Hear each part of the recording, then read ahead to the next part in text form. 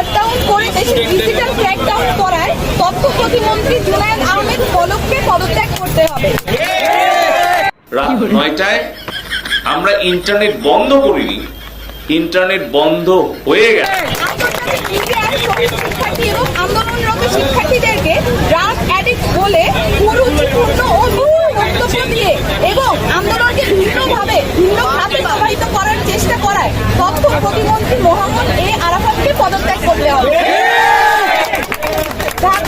দাবি নাম্বার 3, ঢাকা সহ যত জায়গায় ছাত্র নাগরিক শহীদ হয়েছে সেখানকার ডিআইজি, পুলিশ কমিশনার ও পুলিশ সুপারদের চাকরি থেকে বরখাস্ত।